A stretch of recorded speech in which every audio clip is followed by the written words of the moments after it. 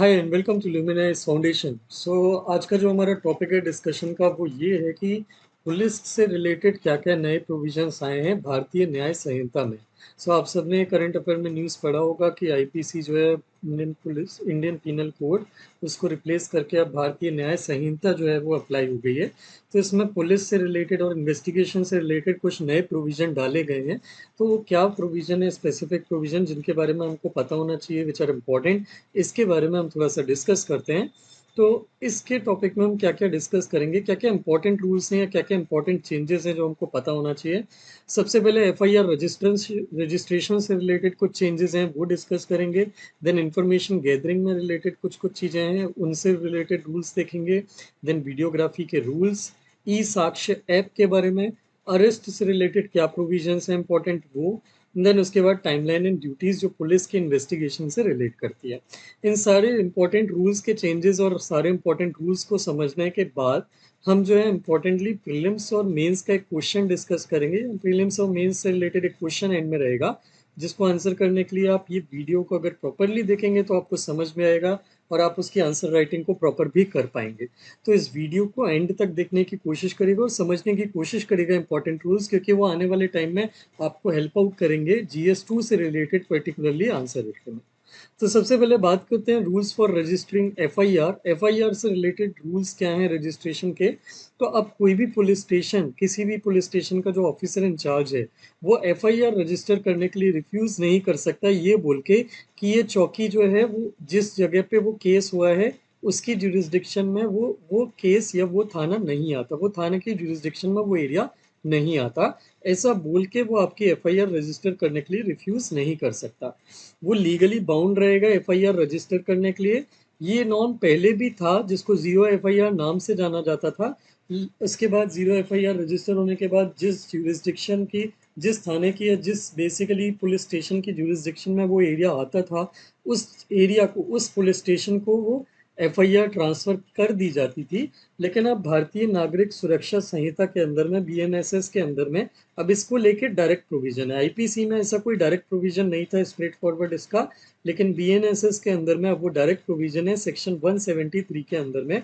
और अगर कोई भी पुलिस पर्सनल एफआईआर की रजिस्ट्रेशन नहीं करता तो उसके ऊपर में इस सेक्शन के अंदर में पीनल एक्शन लगाया जाएगा। देन इसके बाद मीन्स ऑफ गिविंग इंफॉर्मेशन। तो जिस किस किस तरीके से इंफॉर्मेशन रिकॉर्ड की जा सकती है पुलिस इन्वेस्टिगेशन ऑफिसर के थ्रू, वो इंफॉर्मेशन के मीन्स में अब एक नया मीन्स ऐड किया गया है। पहले ओरली और रिटन फॉर्म में इंफॉर्मेशन जो है वो दी जा सकती थी। अब पहले भी इलेक्ट्रॉनिक मीन्स में दी जा सकती थी, लेकिन अब उसके लिए एक पूरा पूरा सिस्टमेटिक प्रोविजन बना दिया गया है। अब प्रोविजन ये बना दिया गया है कि अगर इलेक्ट्रॉनिक मीन्स से इंफॉर्मेशन अगर किसी ने रिकॉर्ड की है, ऑफिसर इंचार्ज ने, तो जिस पर्सन ने वो इलेक्ट्रॉनिक मोड में, किसी भी इलेक्ट्रॉनिक मोड से जिसने उसने इंफॉर्मेशन कन्वे कन्वे की थी, उसे 3 डेज के अंदर में वो पर्सन साइन करेगा कि हाँ, मैंने इस मीडियम से ये इंफॉर्मेशन पुलिस ऑफिसर को कन्वे की थी इलेक्ट्रॉनिक मीडियम में, वो कंफर्म करने के लिए। अब वो इलेक्ट्रॉनिक मोड कौन कौन से हो सकते हैं जिससे पुलिस ऑफिसर इंफॉर्मेशन कलेक्ट कर सकता है या रिसीव कर सकता है, तो ये डिसाइड कौन करेगा। तो सीसीटीएनएस का पोर्टल, ये गवर्नमेंट ऑफ इंडिया का, ये एक मिनिस्ट्री ऑफ होम अफेयर्स का एक पोर्टल है, crime and criminal tracking network and system, CCTNS portal, जिसपे सारे क्राइम्स और क्रिमिनल्स की एक डाटाबेस मेंटेन किया जाता है। उस पे वो मोड जो है वो लिस्टेड रहेगा कि किन किन मोड से आप इंफॉर्मेशन इलेक्ट्रॉनिक मोड से आप रिसीव कर सकते हो।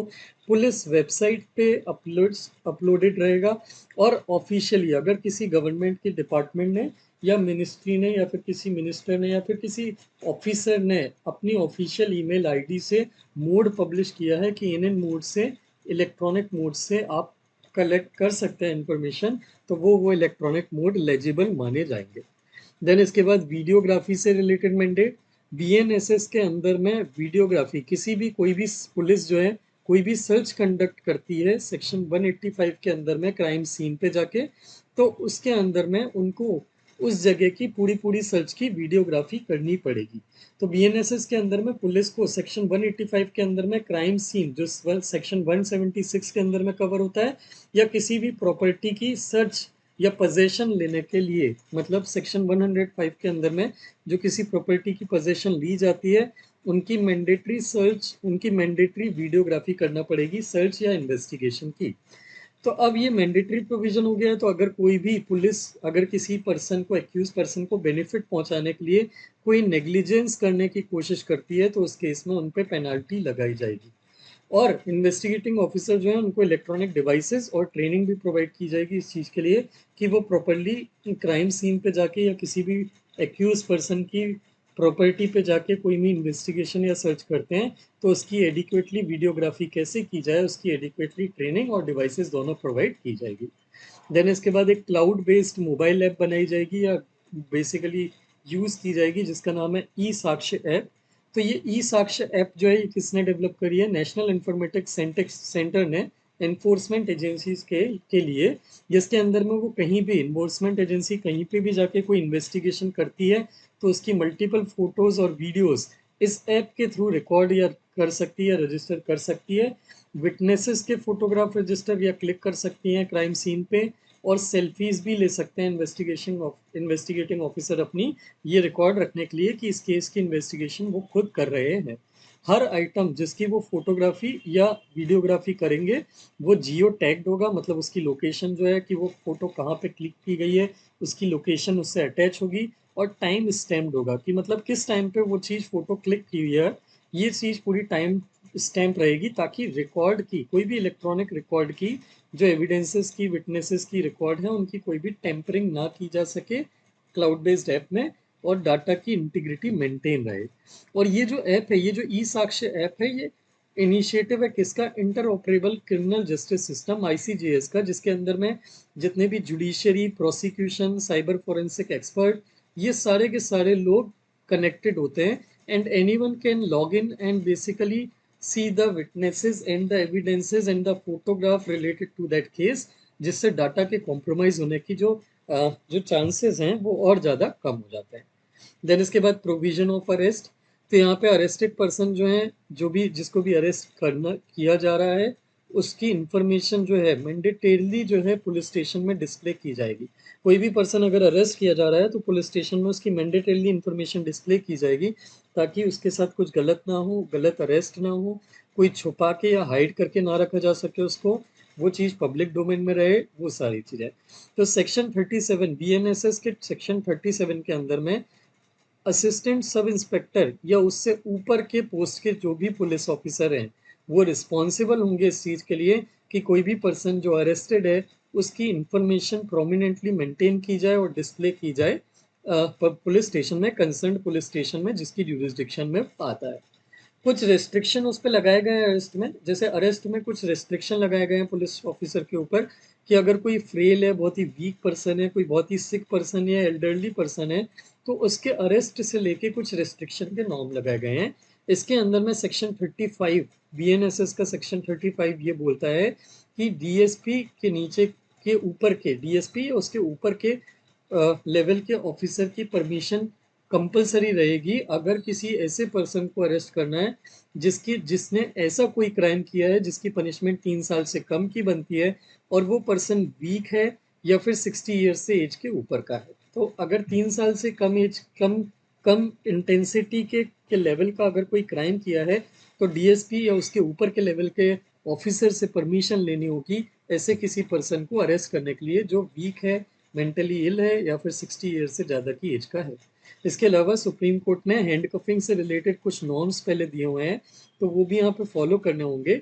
हैंड कफिंग तभी करना होगी, मतलब पुलिस ऑफिसर्स को तभी करना चाहिए जब ऐसी कोई पॉसिबिलिटी हो कि वो भी जो भी एक्यूज पर्सन है वो कस्टडी से भाग सकता है या किसी पर्सन को या अपने आप को हार्म कर सकता है अगर अलाउ किया गया या उसकी हैंड कफिंग नहीं की गई तो। देन इसके बाद टाइमलाइन एंड ड्यूटीज।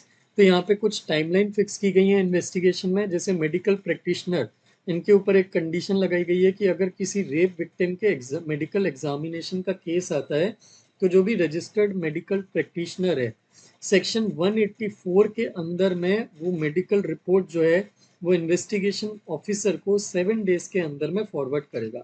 तो कोई भी केस मेडिकल एग्जामिनेशन का रेप विक्टिम का अगर मेडिकल प्रैक्टिशनर के पास आता है तो उसको अपनी रिपोर्ट 7 दिन के अंदर में इंफॉर्मेशन ऑफिसर के पास में फॉरवर्ड करनी होगी। डॉक्टर्स जो हैं उनको नए लॉ के बारे में सेंसिटाइज कराया जाना चाहिए कि बीएनएसएस में क्या नए चेंजेस किए गए हैं सो दैट वो उसके अकॉर्डिंगली काम कर पाएँ। इसके साथ साथ में पॉक्सो केस जो हैं, पॉक्सो केस मतलब चाइल्ड सेक्सुअल ऑफेंस से रिलेटेड जो केसेस होते हैं, उनकी इन्वेस्टिगेशन जो है वो इंफॉर्मेशन मिलने के 2 महीनों के अंदर में कंप्लीट होना चाहिए। ऐसा यहाँ पे एक नॉर्म या सिस्टम बनाया गया। तो ये नॉर्म जो है पहले रेप केसेस के लिए था, टाइम लिमिट वाली केस वहाँ पे, लेकिन अब ये लिमिट जो है यहाँ पे पॉक्सो के केस में भी लगा दी गई है। और इसके अंदर में एक नया प्रोविजन लगाया गया है, दैट इज सेक्शन 193(3)(h), जो इन्वेस्टिगेशन ऑफिसर को इलेक्ट्रॉनिक डिवाइस की जो कस्टडी है उसकी सीक्वेंस रिकॉर्ड करने के लिए मैंडेट करता है। मतलब इलेक्ट्रॉनिक रिकॉर्ड कब किस किस पर्सन के पास से पास हुआ, उसकी पूरी सीक्वेंस, मतलब किस किस पर्सन ने कितने कितने दिन के लिए इलेक्ट्रॉनिक एविडेंस का रिकॉर्ड अपने पास रखा था, क्यों रखा था, किस किस ड्यूरेशन, किस किस टाइम पे लिया था और किस टाइम पे दिया था, ये सारी चीज़ों का रिकॉर्ड इन्वेस्टिगेशन ऑफिसर को रखना पड़ेगा, ताकि अगर कोई भी इलेक्ट्रॉनिक डिवाइसेस में कोई टेम्परिंग करता है तो उस चीज़ का हमको पता चल सके, तो हम उसको चीज़ को ट्रैक कर सकें और जो टेम्परिंग की वल्नरेबिलिटी है उसको रिड्यूस कर सकें।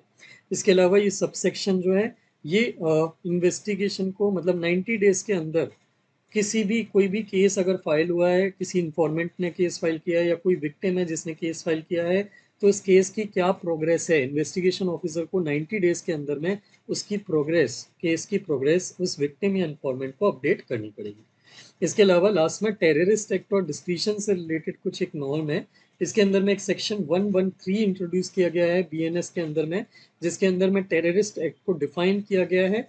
और टेररिस्ट एक्ट, कोई भी एक्ट, कोई भी क्राइम टेररिस्ट एक्ट की तरह ट्रीट किया जाए कि नहीं किया जाए, सेक्शन 113 के अंदर में रजिस्टर किया जाए उसकी एफआईआर की नहीं, इसको डिसाइड करने की पावर किसकी रहेगी? एसपी, सुप्रिटेंडेंट ऑफ पुलिस या उसके ऊपर के लेवल के ऑफिसर सिर्फ वही डिसाइड कर सकते हैं कि ये केस इस सेक्शन के अंदर में रजिस्टर किया जाना चाहिए टेररिस्ट एक्ट के अंदर में, या फिर उआपा के अंदर में। उआपा मतलब अनलॉफुल एक्टिविटीज प्रिवेंशन एक्ट, ये भी एक एंटी टेररिस्ट लॉ है, लेकिन यहाँ पे टेररिस्ट एक्ट के अंदर में ट्रीट करना या केस रजिस्टर करना और वापा के अंदर में ट्रीट करना, वो दोनों के प्रोविजन, रिमांड के, कस्टडी के, दोनों में कुछ डिफरेंसेस हैं। तो ये एसपी या उसके ऊपर के लेवल का एक्ट कोई ऑफिसर जो है वो डिसाइड करेगा डिस्क्रिशन कि कि कि एक पर्टिकुलर क्रिमिनल एक्ट जो है उसको टेररिस्ट एक्ट की तरह, बीएनएस के अंदर टेररिस्ट एक्ट की तरह ट्रीट के अंदर रजिस्टर किया जाए या वापा के अंदर में वो केस रजिस्टर किया जाए। हालांकि इसके लिए कोई गाइडलाइन नहीं दी गई है एसपी या इसके ऊपर के लेवल के ऑफिसर के लिए कि किन टाइप के केसेस को टेररिस्ट एक्ट की तरह कंसिडर किया जाए। एसपी जो है या उनके ऊपर के लेवल जो ऑफिसर जो हैं वो इस बेसिस पे डिसाइड कर सकते हैं कि वो जो टेररिस्ट ऑर्गेनाइजेशन है, अगर किसी ऑर्गेनाइजेशन ने वो अटैक या क्राइम किया है, तो अगर वो वापा के अंदर में ऑलरेडी नोटिफाइड है एज ए टेररिस्ट ऑर्गेनाइजेशन, तो वो वापा के अंदर उनको ट्रीट कर सकते हैं। या फिर अप्रोक्सीमेट टाइम कितना लगता है किसी इन्वेस्टिगेशन से डील करने में, उसके बेसिस पे डिसाइड कर सकते हैं कि उस केस को सेक्शन 113 के अंदर में डील किया जाए या फिर उसको वापा के अंदर में ट्रीट किया जाए। और उसके अलावा स्क्रूटनी कितनी लगेगी इन्वेस्टिगेशन के लिए, किस टाइप की एजेंसी ज़्यादा अच्छी रहेगी, पुलिस उस केस को ज़्यादा अच्छे से टैकल कर पाएगा या एनआईए जो टेररिस्ट एक्ट से ज़्यादा अच्छे से डील करती है वो इससे डी ज़्यादा अच्छे से डील कर पाएगी। इन सारे बेसिस पे, फैक्टर्स के बेसिस पे एक एसपी या उसके ऊपर का लेवल का ऑफिसर जो है वो डिसाइड कर सकता है कि उस केस को टेररिस्ट एक्ट की तरह ट्रीट किया जाए या फिर वापा के अंदर में ट्रीट किया जाए। सो आई होप दिस इशू या ये जो नए प्रोविजंस जो इंट्रोड्यूस किए गए हैं ये आपके लिए क्लियर हैं। जीएस 2 में जितने भी कोई भी क्वेश्चन आते हैं रिलेटेड टू क्रिमिनल सिस्टम, वहाँ पे आप इन प्रोविजंस का जो हमने डिस्कशन किया है उनको आप यहाँ पे, ये पॉइंट को आप वहाँ पे बहुत अच्छे से यूज़ कर सकते हैं और अपने आंसर की क्वालिटी को इम्प्रूव कर सकते हैं। आते हैं प्रीलिम्स और मेंस के क्वेश्चन पे। तो प्रीलिम्स का क्वेश्चन क्या है? प्रीलिम्स का क्वेश्चन है, which section of the Bharatiya Nyaya Sanhita mandates videography during police searches? इनमें से न्यूली इंट्रोड्यूस भारतीय न्याय संहिता का कौन सा सेक्शन है जो पुलिस सर्चेस के टाइम पे वीडियोग्राफी को मैंडेट करता है? आपको आंसर जो है इस वीडियो के कमेंट सेक्शन में मुझे लिख के बताना है, ABCD में से कौन सा सही है। मेंस के क्वेश्चन पे आते हैं। Discuss the significant provision introduced by BNSS regarding the registration of FIR, arrest procedure and investigative duties. How do these provision aim to enhance transparency and accountability in law enforcement? तो हमको इस question में दो चीज़ें पूछी गई हैं। पहली चीज़ कि नए प्रोविजंस, न्यू प्रोविजंस कौन कौन से हैं BNSS में रिलेटेड टू पुलिस इन्वेस्टिगेशन, और दूसरा इससे लॉ एनफोर्समेंट में कितनी एफिशिएंसी इंप्रूव होगी। तो हमको लॉ इन्फोर्समेंट में कितनी एफिशिएंसी इंप्रूव होगी ये डिस्कस करना है यहाँ पे। तो इस क्वेश्चन के दो पार्ट को डिस्कस कैसे करेंगे। सबसे पहले तो आप इंट्रो लिखेंगे। इंट्रो में आप बीएनएसएस के बारे में बताएंगे कि ये बीएनएसएस क्या है, कब इंट्रोड्यूस किया गया है, इसने कौन से कोड को रिप्लेस किया है और क्या इसका मेन एम या पर्पस है। देन उसके बाद आप बॉडी पार्ट में आएंगे। बॉडी पार्ट में आप दो पार्ट लिखेंगे। फर्स्ट पार्ट में हमने ऊपर जो प्रोविजंस लिखे हैं इन तीन चीज़ों से रिलेटेड, अरेस्ट से रिलेटेड, इन्वेस्टिगेशन से रिलेटेड और एफआईआर से रिलेटेड, इन तीनों के रिलेटेड प्रोविजंस आपको यहाँ पे ब्रीफ में मेंशन करना है। देन उसके बाद बॉडी पार्ट में आपको दूसरे पार्ट ऑफ क्वेश्चन पे मूव करना है कि ये ट्रांसपेरेंसी और अकाउंटेबिलिटी को कैसे इंप्रूव करेगा। तो इसमें आपको पॉइंट्स लिखने हैं कि अकाउंटेबिलिटी को कैसे इंप्रूव करेगा। जैसे इलेक्ट्रॉनिक रिकॉर्ड आप रख सकते हैं। देन ई साक्ष्य ऐप जो हमने डिस्कस किया है आप उसके बारे में लिखेंगे। देन उसके बाद इलेक्ट्रॉनिक रिकॉर्ड का जो पूरा सीक्वेंसिंग है वो आप मेंटेन करेंगे। देन उसके बाद आप इन्वेस्टिगेशन जो है टाइम बाउंड मैनर में कंप्लीट करेंगे। तो ये सारी चीज़ें जो है ये हमको पॉजिटिव्स बताती हैं कि कैसे ये अकाउंटेबिलिटी और ट्रांसपेरेंसी को इम्प्रूव करेंगे। देन उसके बाद आप कंक्लूजन पे मूव करेंगे कि कंक्लूजन में आप डिस्कस करेंगे कि how justice is an important concept for society. और जस्टिस किसी भी फॉर्म में हो, चाहे वो इकोनॉमिक, पॉलिटिकल या सोशल फॉर्म में हो या फिर लीगल फॉर्म में हो, ये सबके लिए इम्पॉर्टेंट होती है और सोसाइटी पे प्रॉपरली रन करने में हेल्प करती है। एंड कैसे ये बीएनएसएस एक पॉजिटिव स्टेप है इस चीज़ की इस डायरेक्शन में हमारी जस्टिस को अच्छा करने में।